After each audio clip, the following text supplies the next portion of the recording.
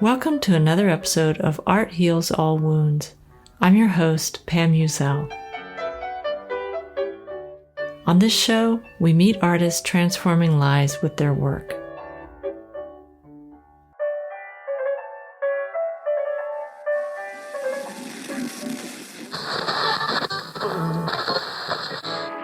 She uses taste in selecting her clothes.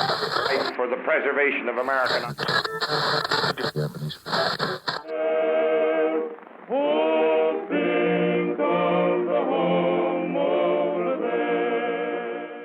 Belief systems. From the moment we're born, we start absorbing belief systems.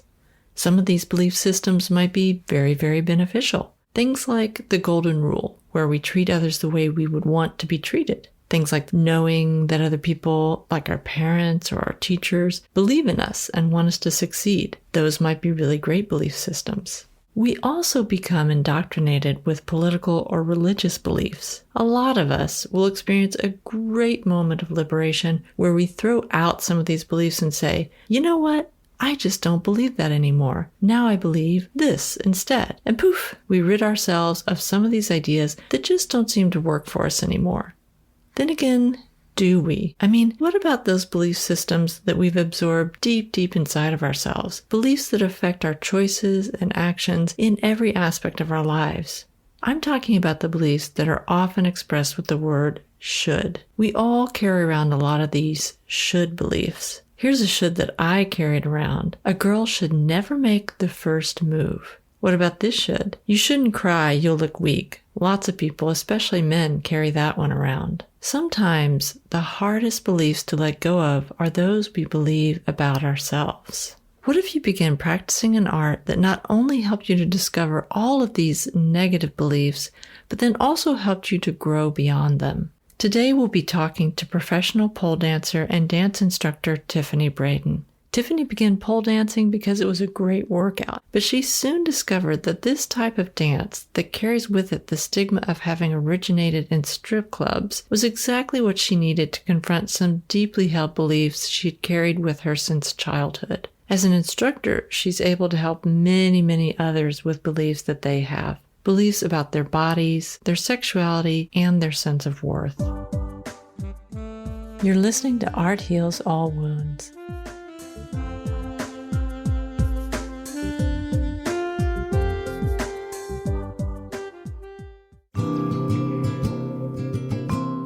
First up, The Art of Conversation, where I hear from you. You can get more information about this podcast and get in touch with me on the Facebook page, Art Heals All Wounds, and on Twitter and Instagram at Art Heals Podcast. I decided to interview Tiffany today on my show because she sent me this really great social media post that moved me quite a bit. It was from her friend Shimmy. And Shimmy wrote, pole dancing every day during lockdown since March was part of my mental health strategy. Everyone has something that works for them. This has been and continues to be a hard time for many. I'm here for you.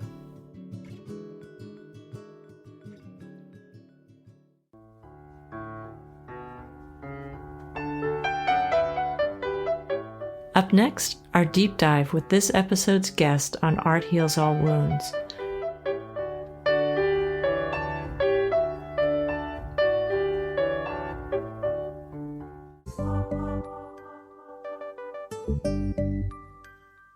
You're listening to Art Heals All Wounds. Listen and let us inspire you. My brother grew up doing Boy Scouts, and my dad was a scoutmaster.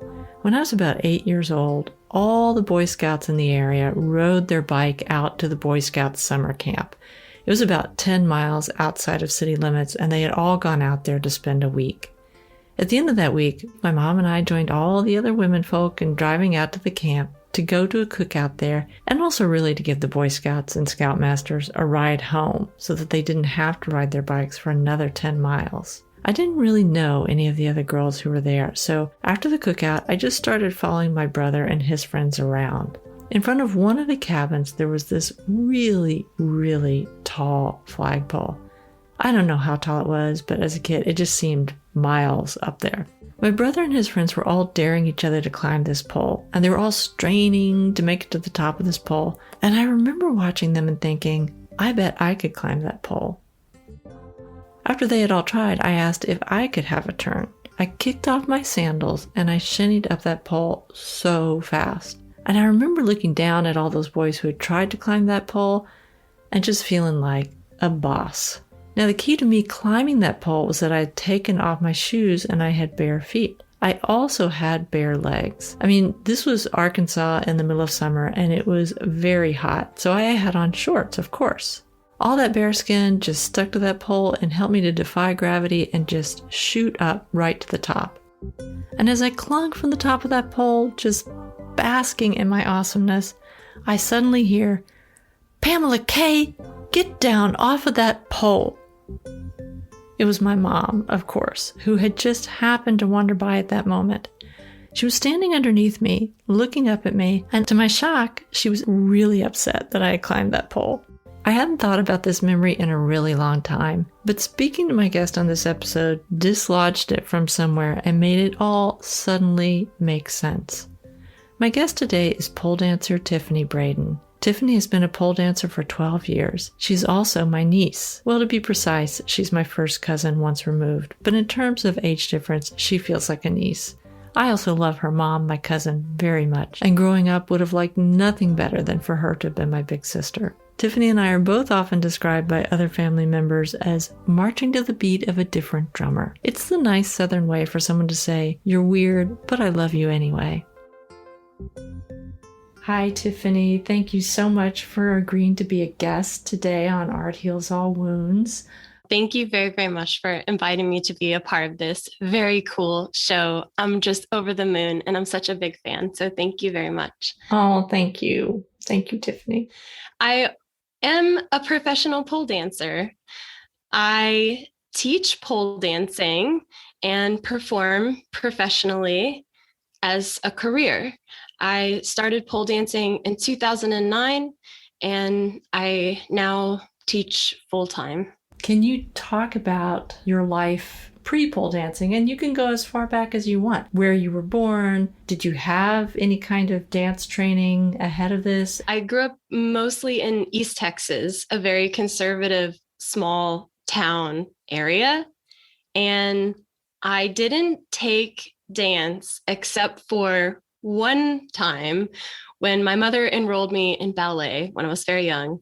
And at the end of the class, the ballet teacher walked up to my mom and told her maybe dance wasn't for me. And I didn't take another dance class until I was 21, and it was a pole dance class. And the reason I took that pole dance class at the time was because I was just looking for a really fun workout. And it happened to be like the first Google result when I Googled like fun workouts. It happened to be right across the street from the bookstore where I worked in Maryland. I was 21. I went in for a free pole dance class, and that's how they get you for sure.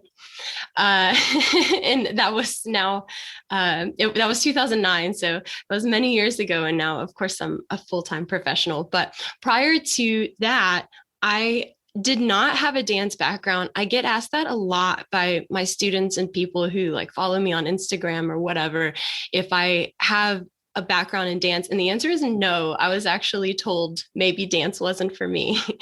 That's so mean. When I was quite young, I know I would never ever tell a student that pole dance isn't for them, because pole dance can be for anybody. I really believe it can be anything. You know, we have pole theater and stripper style and gymnastic style, and there's so many different types of pole. I would never say it's not for you, but I indeed was told that dance wasn't for me when I was quite young. And I believed that for a very long time. And it turned out to be false, because dance actually is for me, as it were. And I actually grew up on a farm. So I grew up on such the opposite side of dance. As someone who's watched your Instagram and Facebook videos over the years, you are in fact quite graceful. And thank you. Well, it's a surprise to everyone. Certainly my first ballet teacher. Does I she wish know? I knew her name so I could tell her that you said that. Well, good. She should know. And she should know that she should not say that to other children or their parents, that that's a No, terrible indeed. thing to say. I've shared with you that I had a similar experience to when I took ballet as a young child. And sadly, I am not a dancer today, but I don't think Maybe it was you because of are. it. That's true. I'm not going to say no because you're proving your dance teacher wrong. I think everyone can be. I want to explore a little bit more something you just said about the different types of pole. Sure. It's wild because when I first started pole and I told a very select few people that I was interested in pole, because this was 2009 when pole was not very big. And everyone I told said, "You mean like strippers?" And as the years went on and I continued to tell people that I'm involved in pole, the answers changed to, I hear that takes a lot of strength. And now I hear, I have a friend who does that. And sometimes I'll even hear like, I took a class one time and I love that. Or even like me too. And that really excites me. But that's to say that pole dancing has really evolved in the last few years. It's still quite a new thing, but there are competitions all over the world. And the categories within those competitions are things like pole theater, as I mentioned, which I'm a big fan of. I love watching a performer create a character with their body. There's also stripper style is still alive and well. And in fact, where pole as we know it came from is the clubs, and we still honor our foremothers in that way. And there are also girls and boys and all types of people who are involved in pole fitness, which is also a perfectly fine endeavor. But the thing is, a pole is just a pole, and there's nothing about it that has to be anything. So it's really you who makes it what you want it to be. And in fact, I think pole can be for everyone. Most of the studios where I've taught in 5 different studios, both here in the States and also in Europe. And in many of the studios where I've been a regular pole instructor, we also taught kids classes. Not me personally, I don't work well with children, but other people who do work well with children. And yeah, I actually have friends who became parents while pole dancing, and their kids have grown up around pole and are now also quite good. I have friends, I have seen, there are kids who follow me on Instagram who are younger than my pole career and who have out-poled me by years and years. I mean, they are terrific, these kids these days coming up in pole. But that's all to say, it's not at all just a stripper style sport, although I will say again, that's where it came from. I'm wondering if you compete, and I'm also wondering what you feel about competition, what types of competition you feel like are appropriate for pole dancing. I get asked very often if I compete or why I don't compete. And I think this is a very strange question to ask, because no, not that you're asking me a strange question, but I think, for example, if I were a painter and I was like a very good painter, I don't think anyone would come up to me and be like, "Hey, when are you thinking of competing with your painting?" Right? It's very strange. So pole dancing to me is art, and I use it to lift people up. As a teacher, I use pole dance to lift people up, and I don't want to compete with anyone. I'm actually a really seasoned pole cleaner. So a pole cleaner is a person who climbs the pole in between competitors. So climbing the pole is actually really hard. And I expect a student to take about 3 months to learn how to do it well. It takes a lot of energy as well to climb a pole, actually. So when you see someone like climb a pole and then go upside down and do something, they're making it look easy, because just climbing the pole by itself on its own is quite a labor. But in between pole competitions, someone has to climb the pole and clean it, because otherwise the pole dancer next will slip, because the pole dancer will leave like sweat on it, or maybe a grip aid or something that the next dancer isn't isn't used to. So even pre-COVID, before it was cool, we used to clean our poles in between every competitor. And I am a really frequent pole cleaner. I love pole cleaning because the cool thing about it is you get to be the last person the competitor sees before they walk on stage, and the first person they see when they come off stage, because you have to run in and clean the pole real quick, while the DJ's like killing time. But it's really fun to be backstage and to see the energy and what they've worked so hard for, and to see them put it on stage. And some of them come off stage like breathless and crying, and some of them just come off cool as a cucumber, and it's so fun to see. So I love competitions. I love being at them, but I personally don't compete. I'm happy to showcase and have had a lot of great performance opportunities personally, but competing is not the reason that I pole dance, and I don't see myself competing unless there's a lot of money. I will sell out, certainly.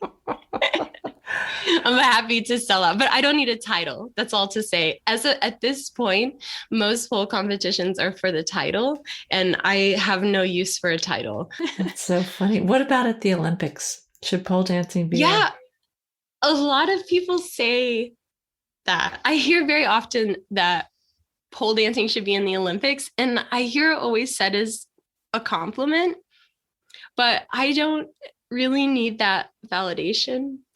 Like, I don't need the Olympics to know that what I do is really hard. And in fact, I would have no interest in pole dancing on an Olympic level, because I think it would be stripped of a lot of things that I love about pole dancing, which is the heels and the sexuality and the unapologetic, just anything goes. And in fact, on an Olympic stage, I don't think anything would go at all. I think they would not like that stripping, or that pole dancing came from strip clubs. And again, I'll say again and again, pole dancing as we know it came from strip clubs.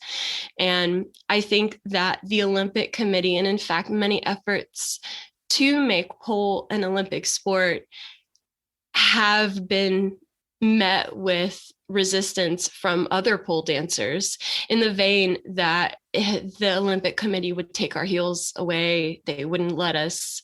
It would be very sporty, and maybe there's a place for that, and maybe that's fine for someone. But personally, I have no interest in it. It's not something that I would want to compete in. I would watch it probably. I'm not gonna, obviously I would watch it, but I would have no interest in it personally. So interesting. And then earlier I mentioned that pole fitness is a whole camp of pole dancers.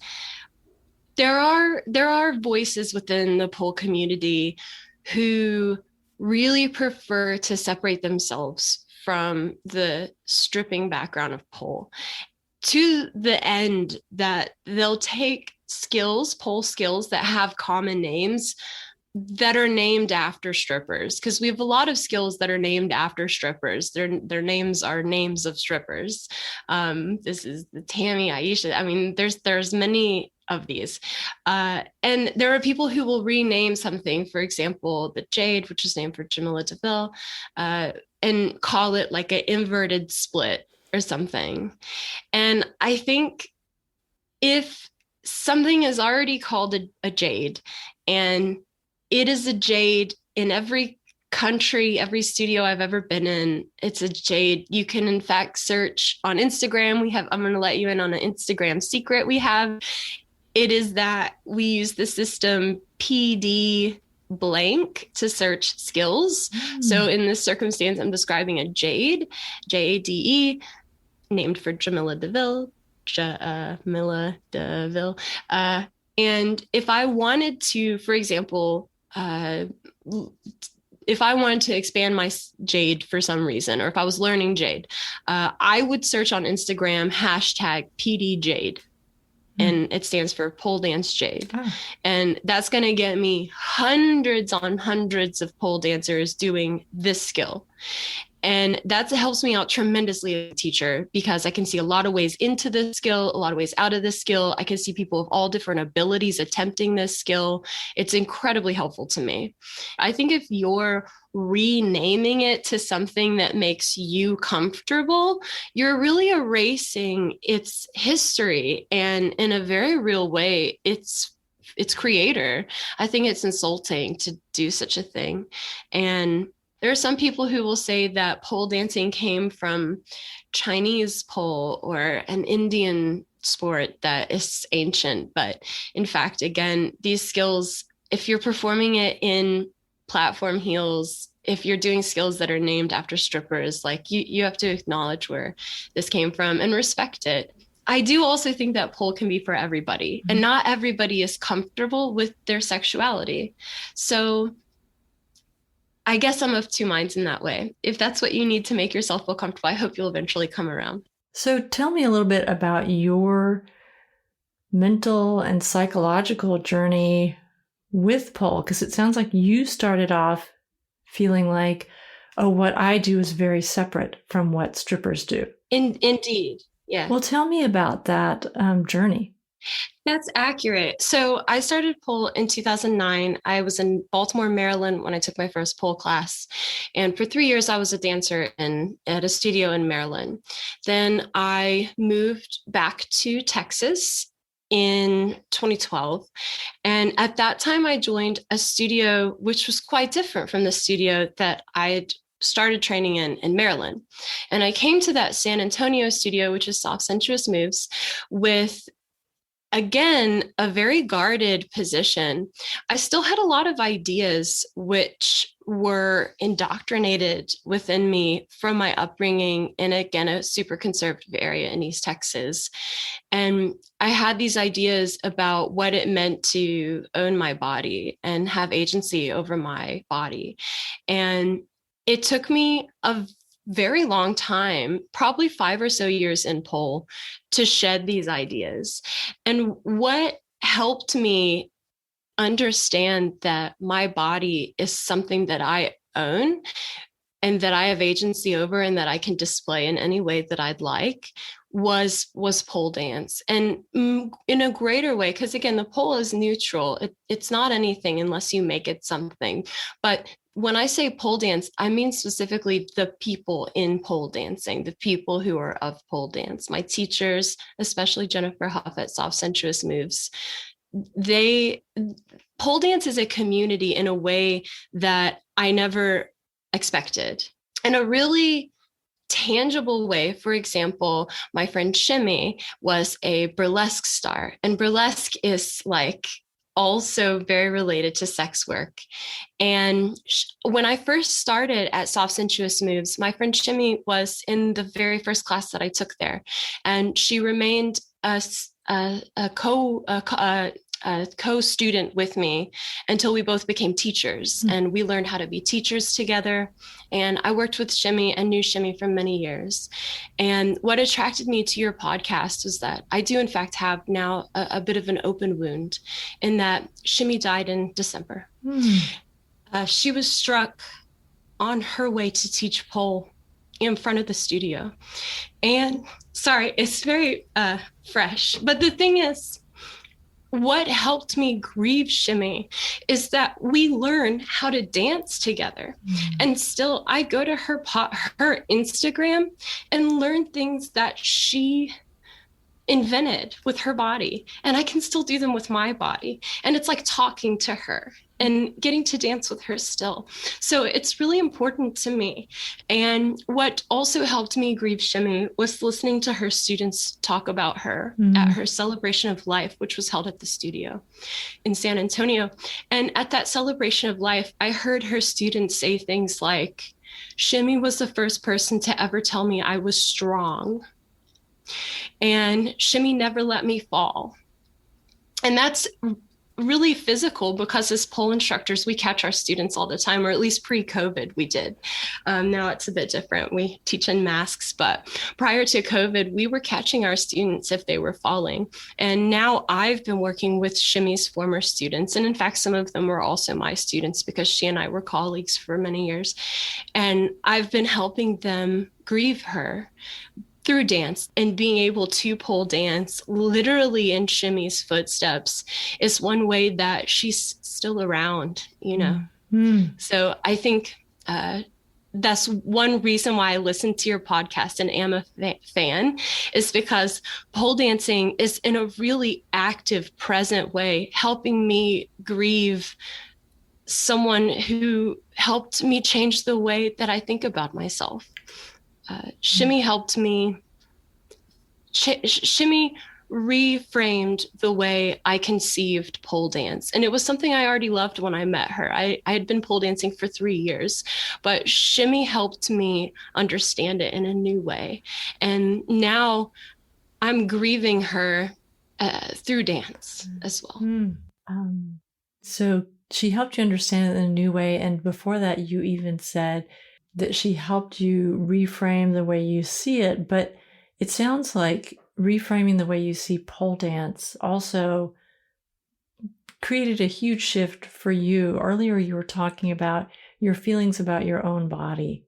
True, yeah. I was raised primarily in a very conservative area by my mom, who I would consider extremely religious. She's very devout. And throughout my life, in her great love for me, she was constantly impressing upon me how important it was for women to be conservative in their appearance. She constantly wanted me to cover up. For example, when I was very young, I wasn't allowed to wear spaghetti straps, like the little single 90s like strap shirts. I was forbidden from wearing those because they were too revealing. They were too much.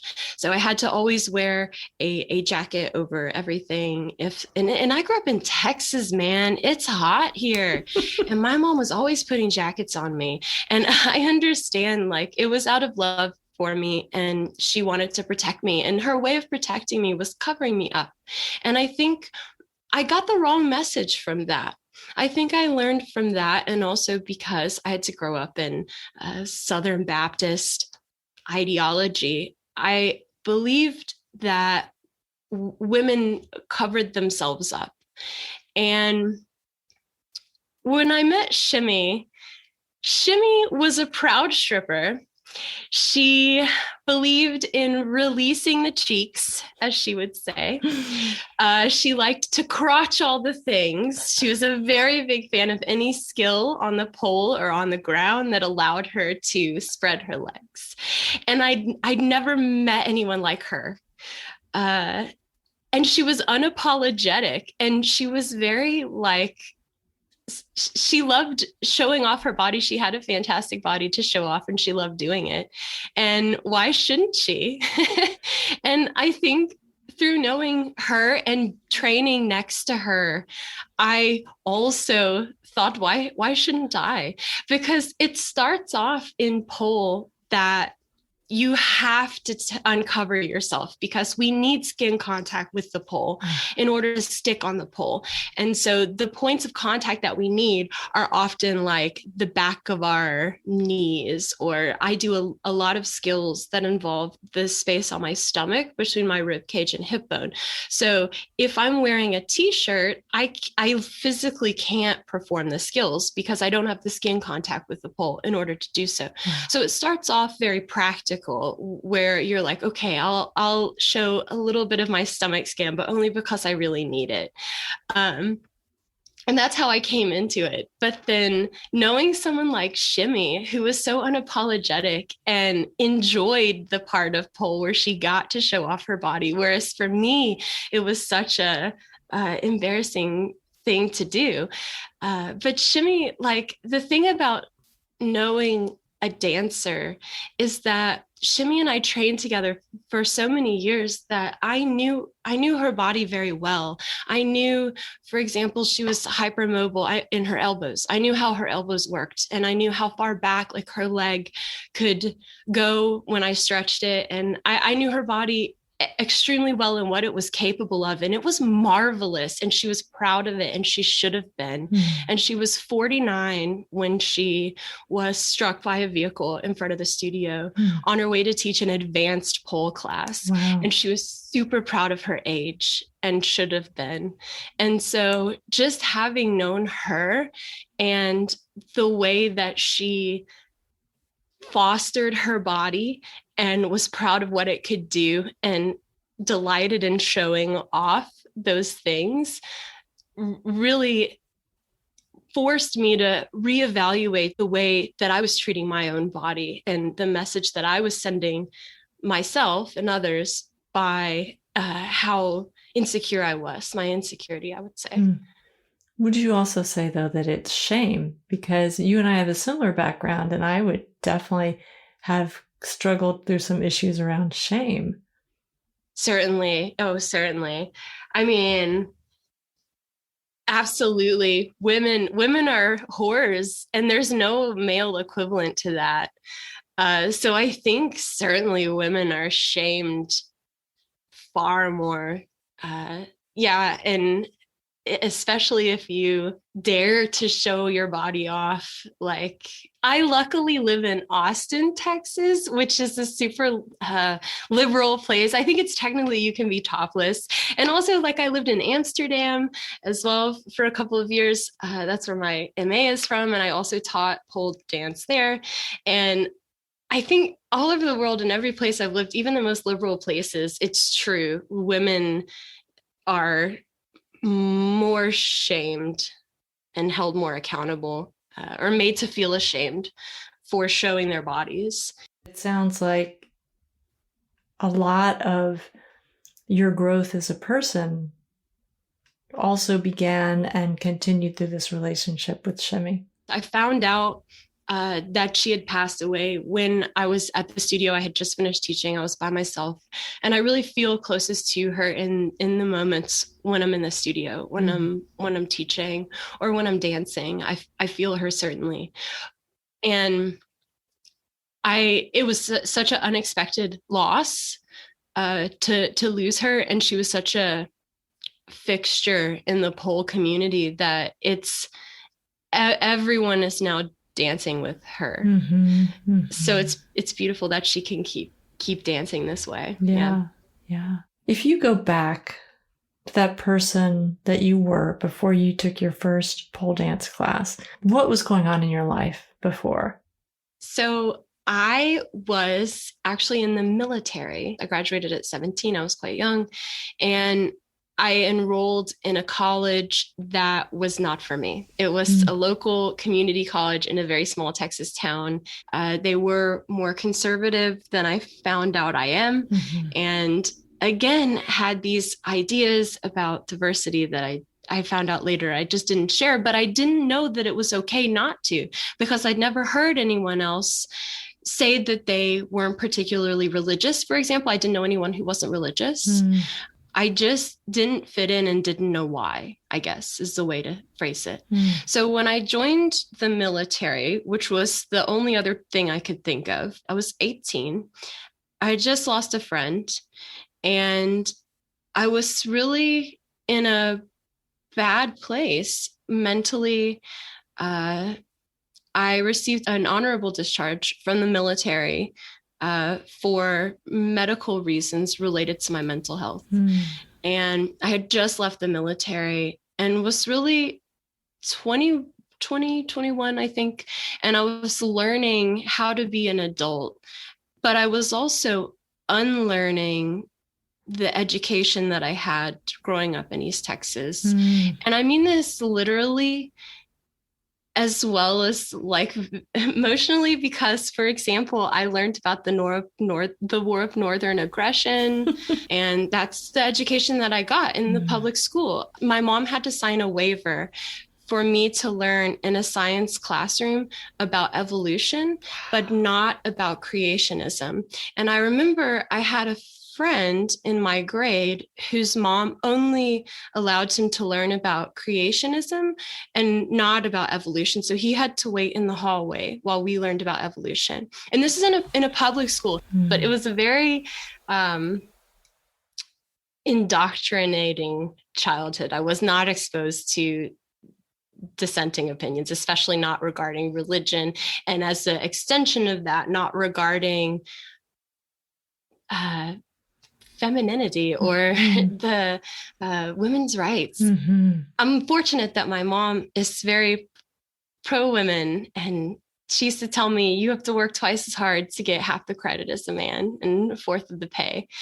Uh, she was a single mother and she was strong and a great role model, but she also had some ideas that I no longer share with her, and she knows. So it's not a surprise. She saw me dance, she knows. But living in Maryland, even in a military setting for those years, was huge for me because I was exposed to all kinds of people, and I was able to develop my own ideas instead of just the ones that I had learned from East Texas and that had been repeated by the people around me.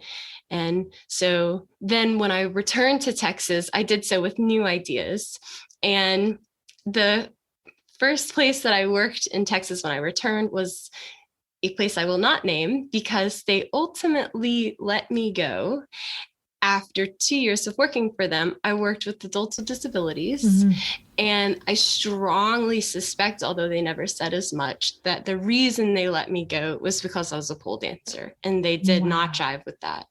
But if they hadn't let me go, I probably never would have become a teacher.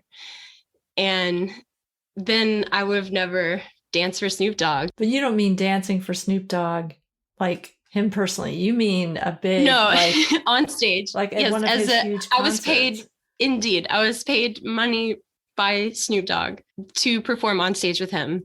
I would have never moved to Europe and taught in Europe and done all the amazing things that I did. So in a way, them firing me for what I felt was because of pole dancing was my final permission, I guess, to be a full-time pole dancer. Right. And I've not had an office job, I guess, since then. I have been in school, but I've not had an office job since then.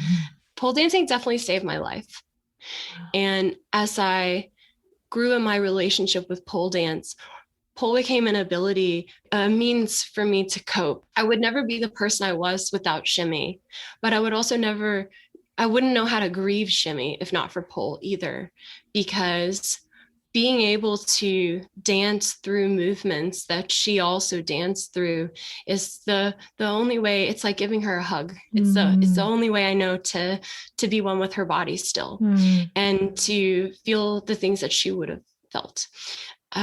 So pole has been very literally right now a way for me to heal. But in zooming out in the longer scope of my life, pole has certainly been revolutionary to the way that I consider myself. I ended up writing, so I actually have a master's degree. Both my bachelor's degree and my master's degree have nothing to do with pole dance, but my finals for both of them had everything to do with pole dance. So my bachelor's degree is in rhetoric and writing, which is essentially persuasion, if you don't know how to think of the word rhetoric, which is contested, but doesn't matter. And my final was over pole dance and peacemaking. I got really involved in the rhetoric. So I took a class called The Rhetoric of Peacemaking. And I got really involved with pole dance as a peacemaking practice. I teach beginner pole, and I've been teaching for about 8 years. And it's astounding to me the number of people who at the very beginning of class, I literally just asked them to walk around the pole, and they're uncomfortable with that. And I just can't understand why. It's just, you're walking in a circle, but people are so uncomfortable by it. And those thoughts that they have when they're doing that are things like, this is awkward. No one wants to see this of me. And those things are ideas that society put in their head. Those aren't original thoughts that you're having or that the student is having. And so pole dance is a way that I reframe those thoughts. If I have a thought like I look fat today or whatever, that's not my thought. That's a thought I'm taking on from someone else. So pole gives me the agency to think like, this is my body today and it's fantastic. Look at what it can do. So instead of conceiving of my body as like a daughter or a sister or whatever. My body's mine, and I can do anything I want with it. And it was only pole that allowed me to reframe those thoughts into thoughts that are my own, that I created about my body and how I want to feel about it. Thank you so much for being on the podcast today.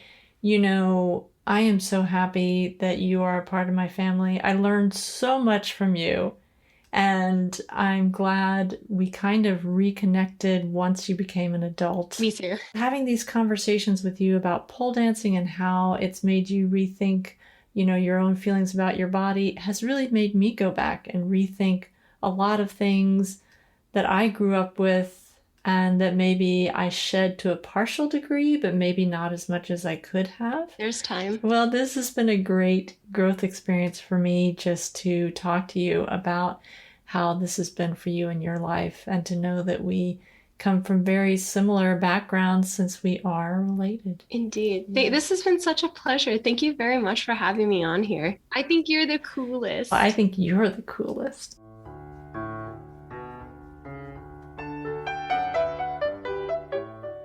You're listening to Art Heals All Wounds.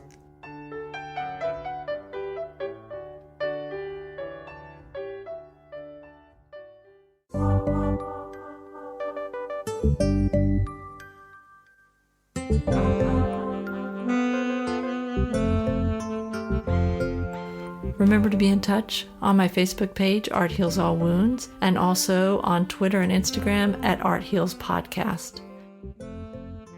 It was such a special pleasure to have my cousin Tiffany on as the guest today. If you want to see some of Tiffany's work, I highly recommend going to Instagram and following her at Halloween the Dancer. That's just like the holiday, at HALLOWEENTHEDANCER, to see the work she does as a pole dancer. And if you know anyone in Austin, send them to her class. She's amazing.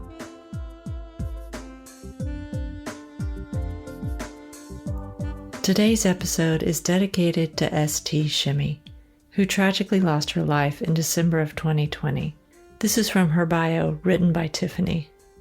St. Shimmy, a.k.a. burlesque star Black Orchid, drag king Buck Orchid, arts educator Miss Shimmy, multi-talented performer and online personality Shimmerella, was a Bindi showgirl and glam entertainer, known to crotch all the things.